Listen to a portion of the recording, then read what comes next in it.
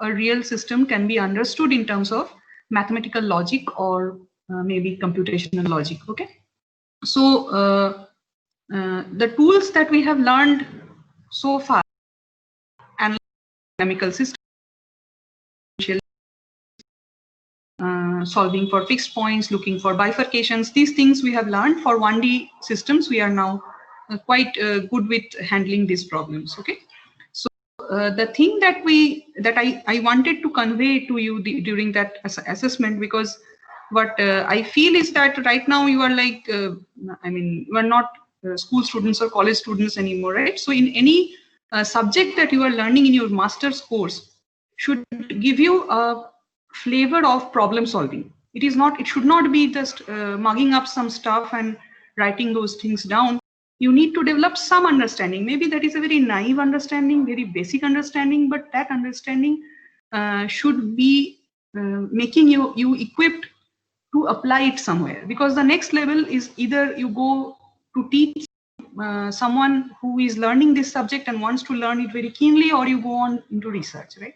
So that is why the point for that problem was to make you understand that how the real life scenario could be mapped using some mathematical formalisms, and also how some mathematical equations which look very similar can give some different results as well. Okay, so all of you tried your best, whatever you thought, you solved it, and I appreciate that. And in my exams, what I need you to understand is that the attempt for solving is more important, because that is how I learned during my master's days, that when you attempt to solve a tougher problem and you reach somewhere that is much more again to you, rather than solving a problem that you have marked up somewhere, or it is too easy for you, right? So the problem that we attempted, we will have a look at that problem today, and I call to open that problem sheet that I guess you all have with you, and take a notebook and a copy with you, so that we can step by step address different points which were asked in that question, and we will clarify them step by step. Okay, so this is kind of a tutorial class where we solve the entire problem step by step, clearing out all your doubts. So let me share my screen with you.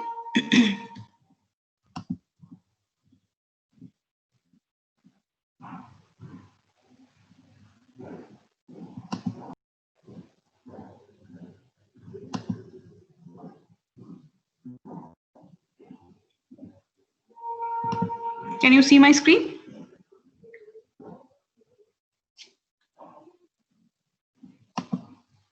Yes, ma'am. Okay. So I guess you have this problem sheet with you, and you can open that. Those who have not, you can see it from here.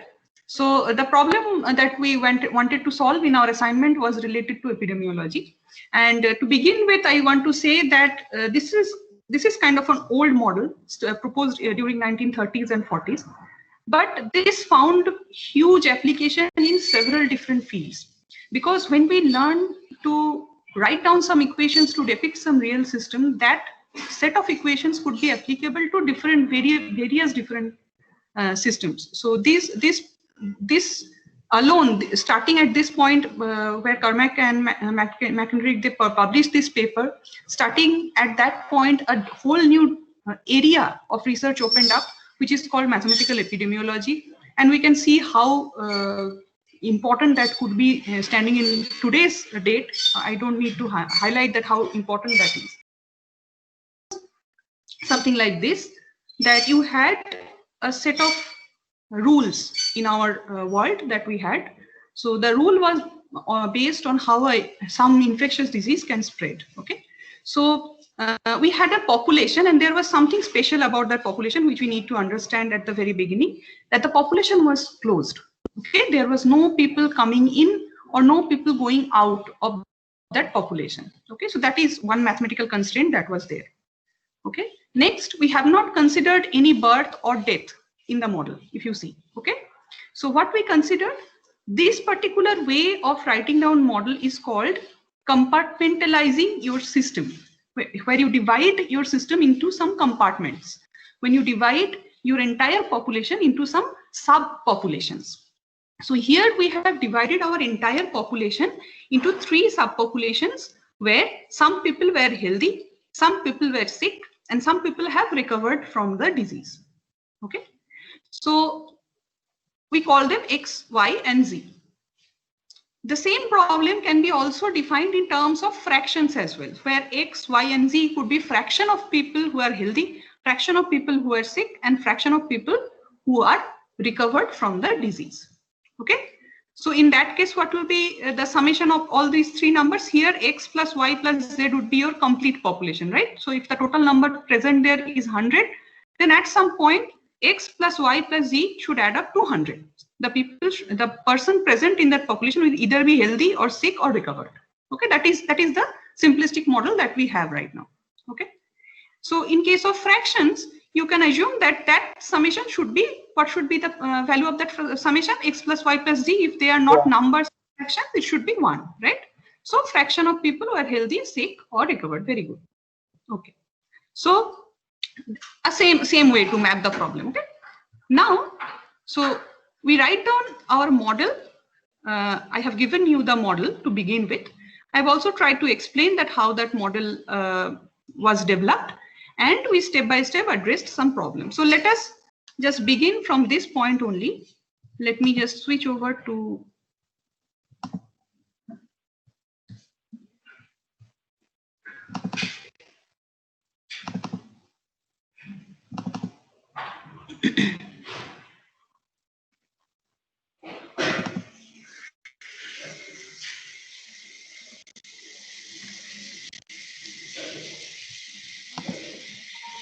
so I'm having some problem with my camera, so I have made a PPT. It would have been better if I could solve it on pen and paper, but I hope you would be able to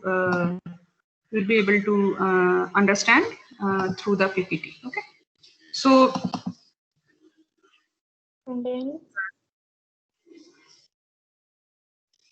hello, yeah, someone is saying something.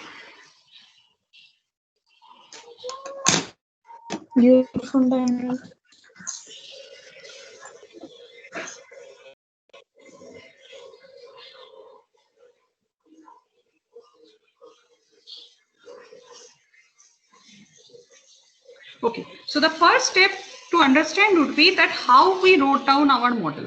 So let us be very frank and let us just discuss. How many of you understood the physical meaning of the model, the 3 equations that we have?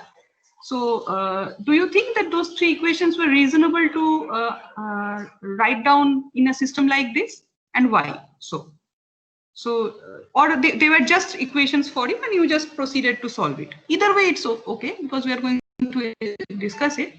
But can anyone say that why those equations were like that?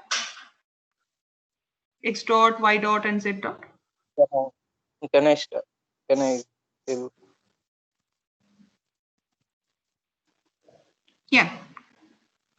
So here X dot is equal to minus KXY. So that means that number of healthy people is decreasing with a rate proportional to proportionality constant K, and it is proportional to, it depends on the number of healthy people present and number of sick people present.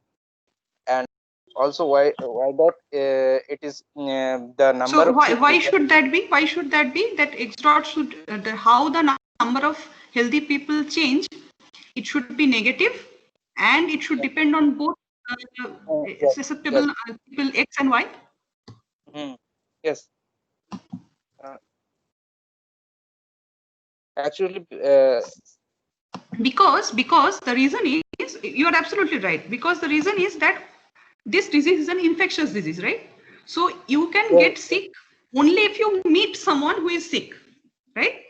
So if just imagine that I have a population of 100 people and no one is sick, then no one is going to get sick ever. That means the number of susceptible people is not going to change. It is remaining 0, right? So the first equation dx dt tells you that how the number of susceptible people is changing. Number of healthy people. Actually, this model is a in more technical terms, it is called SIR model. Okay, maybe you came across this term during this COVID modeling. Many people were talking about it. SIR model, or susceptible infection model. Okay, so people are called susceptible because they can get sick. Okay, they are susceptible of to getting sick. The middle population, the sick people, are called infected or infective because they are the source from where the disease is spreading. And the last population, which we wrote as Z, that is basically the recovered, known as SIR model, susceptible, infective or infectious, and recover, SIR model.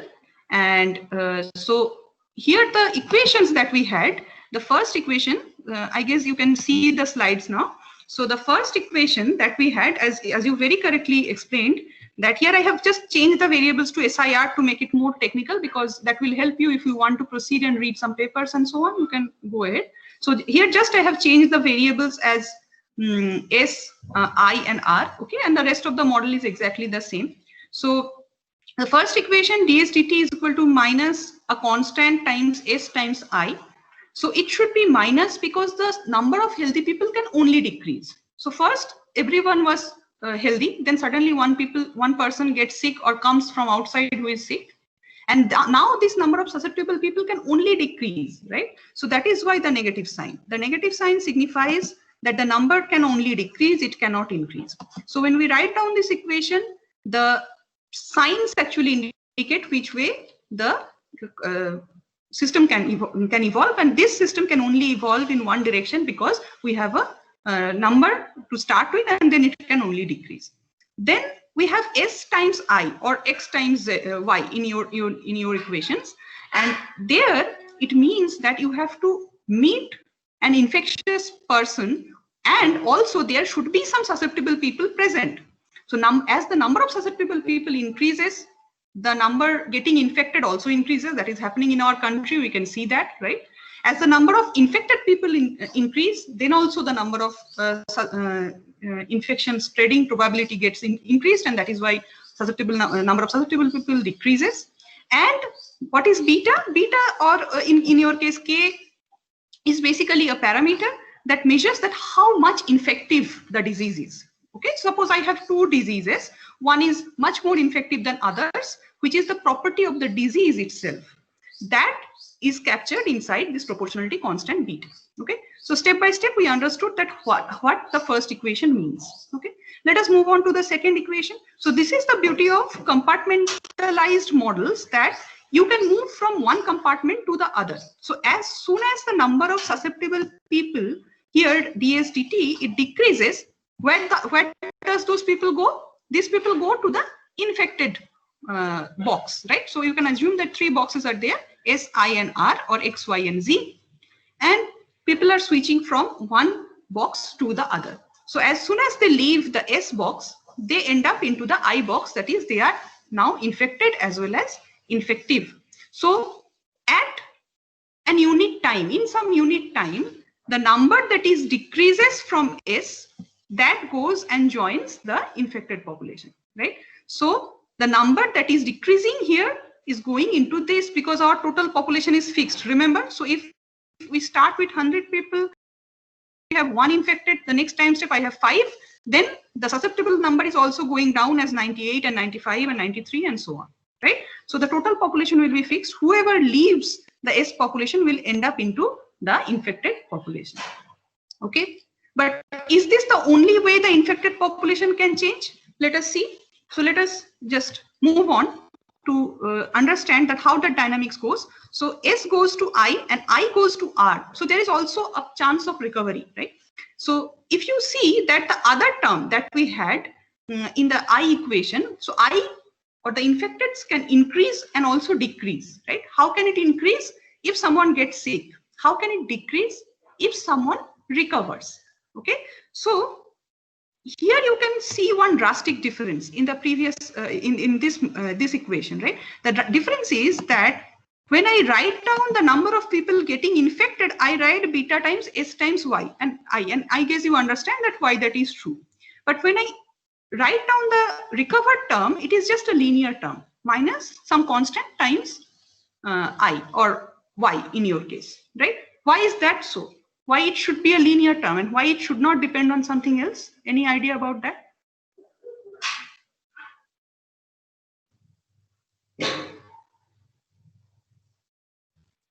Ma'am, because recovery rate should be constant, constant rate. So recovery, a person gets recovered on several different things, but that does not depend on number of populations in either case, right? So you don't get better because many people got better, and you don't get better because many people are susceptible. So it is not dependent on the number of people who are healthy or the number of people who are recovered. It only depends on how many people are infected right now, right? So everyone, how do you explain that? So suppose in our case, we are assuming that in a certain period of time, say 20 days or 30 days or 40 days, a person is getting recovered from this infectious disease, right? So that rate is basically gamma, that in every 40 days, one person recovers. Any person who gets sick recovers on average after 40 days or something like that. So if the number of person increases, then that number will also increase because you multiply that parameter with the total number to get that how many got recovered at a particular time instant. So it does not depend on anything else. It is just proportional to how many people are infected at that time. If more people are infected, then the next time step, obviously more people will get recovered.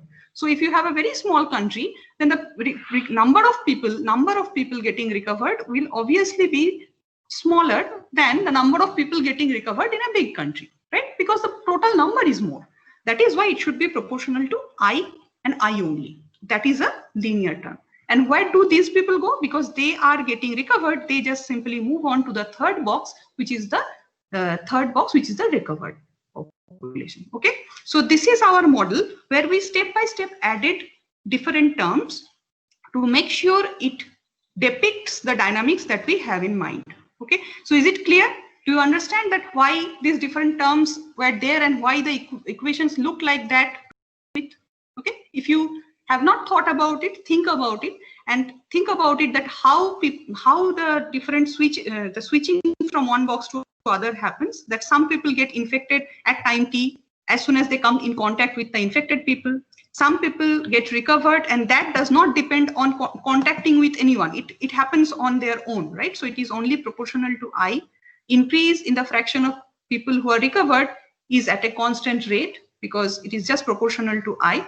And thus, we write down the equation for I, and whoever leaves the box I, there is only one place to go, that is the R box or the recovered box. So the third equation. Okay. So this set of equation that we wrote is basically our mathematical model.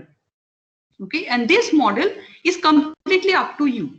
You can define the rules of dynamics of this world, because this is a world created by you. You have restricted that number to be fixed. You have removed the possibility of death. These are not normal things to do, right? But you did that to make a simplistic understanding of the overall scenario. So many skeptic people will, there is a statement which many skeptic people just say the first half and say that no models are correct. Okay, but the rest of the statement says, but all models are helpful. So some models, making a model is basically for making the understanding better of a system. Obviously, you have to make some curtailments from the real world, but your model will be better if you try to make it more and more realistic, adding more and more terms, which will increase the complexity of your model, but make it go closer and closer to the reality. Okay, so this was our model, and these were the three equations that we dealt with. So now, mathematically speaking, we understood some basic factors that in S, I, and R are either fractions. If I am considering them as fraction, then S plus I plus R will be 1. Or in your case, X, Y, Z are the numbers, then X plus Y plus Z would be N, capital N, which is the total number present in the population. Okay. And the other thing that we understand is beta and gamma, both the parameters that we have, or KLL in your scenario, are basically positive constants because they are all rates that what is the probability that if you meet an infected person, you will get sick? What is the probability that you will recover after 10 days or something like that? So they are all positive. They cannot be negative. They are all positive rate constants. Okay. So this is the physical meaning of the parameters that we have. So any questions up to this point? Fine. Okay.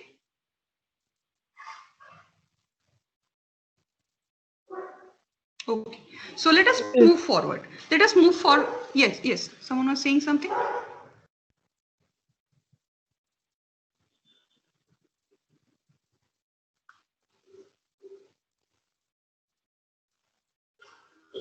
Okay, so now as soon as we landed up to the mathematical part of the problem, I saw that many of you tried to solve the first few problems where we tried to reduce this third order system to a first order system. Let me just quickly go through it because most of you achieved it nicely. So what we have to do, we had 3 equations, right? But we don't know how to handle 3 equations because we only learned what with first order systems so far. So my job would be to reduce these 3 equations. Can I reduce them? Obviously, can I reduce them to a first order system? Okay, so the step by step, you can go ahead, and what you have to do is you have to start with the first equation, this one.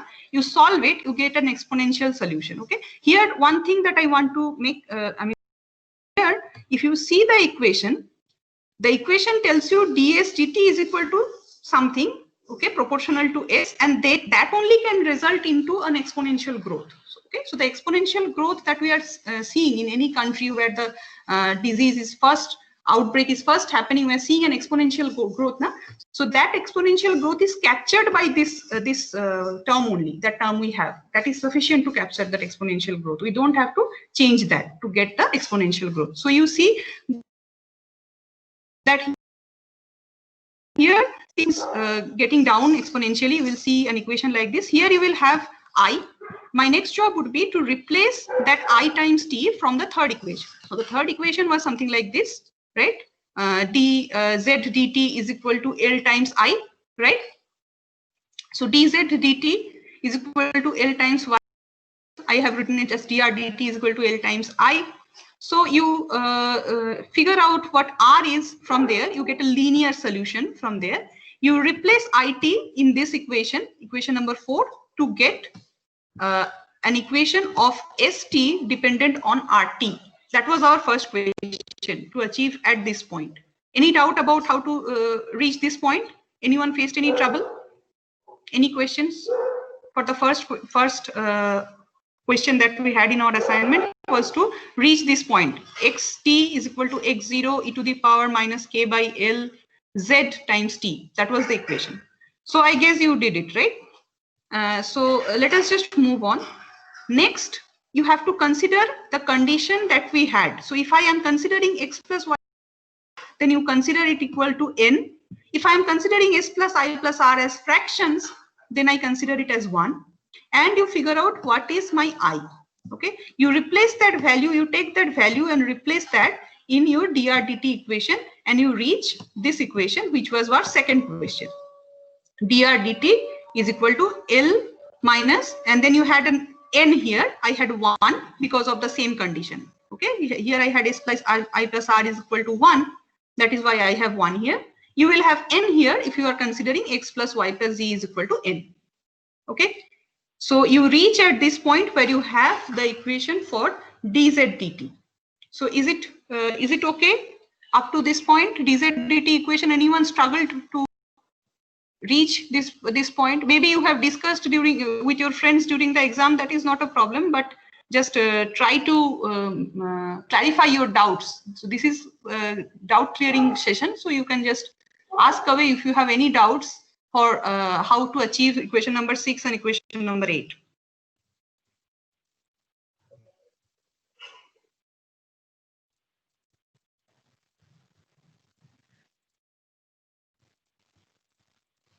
Okay, so in this way we can reduce the third order system where we had 3 equations to a first order system where I have just 1 equation. You can see no other variables are present here, right? That is what I meant of by reducing a third order system to a first order system. where you have an equation where you have just r, right? You have dr dt is equal to some constant minus r minus some constant exponential of some constant times r times t, right? So this is an equation where you have just r, and thus you have incorporated the information, all the equations into this one equation.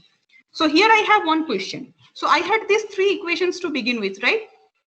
And this equation seemed most important, di dt, but I have not used that during this derivation, but I reached this equation which I am going to use for further analysis of the system. How is that so? I have not even used equation number 2. I arrived at equation 8 by just using 1 and 3.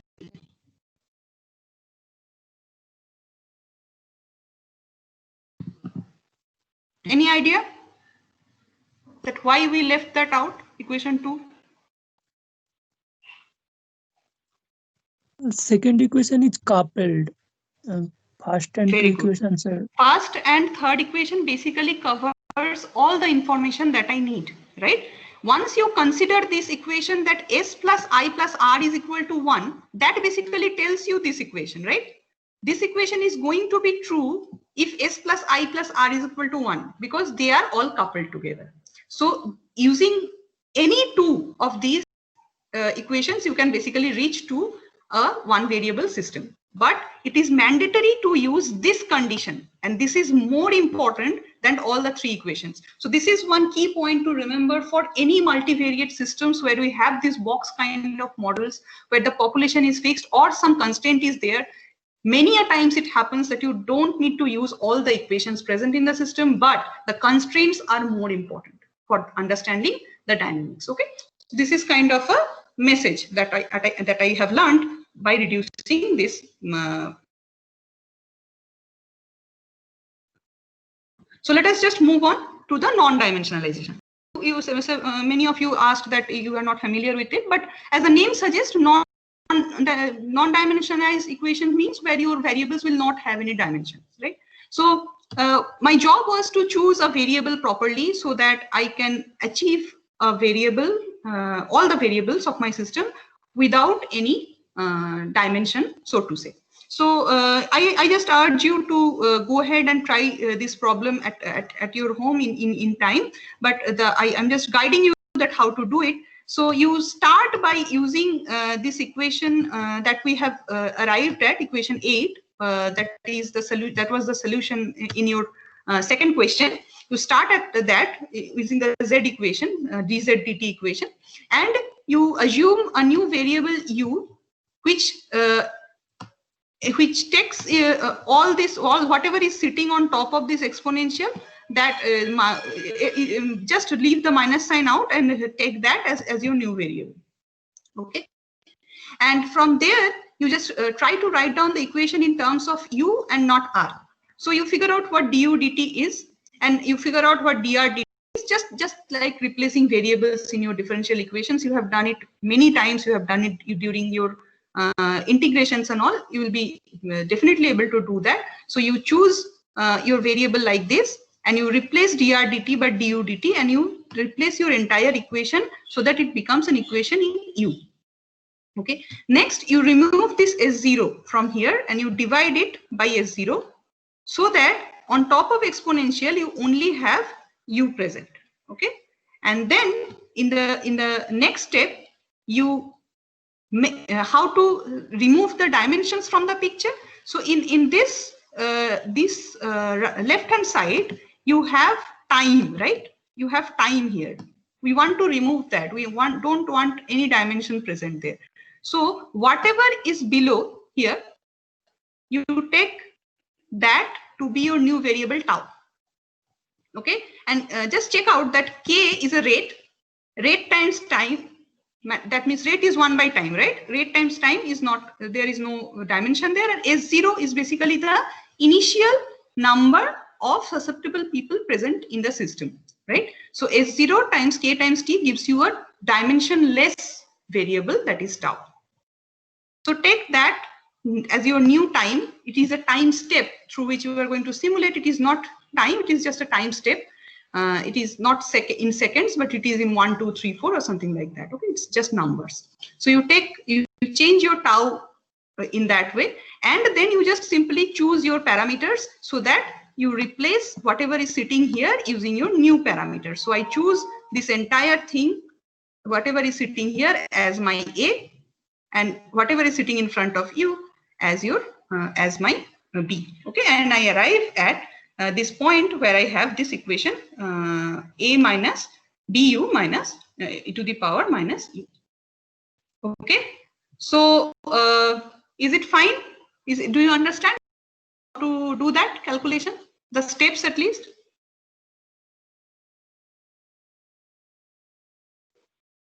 Yes, ma'am. Yes, ma'am. Okay, okay, fine.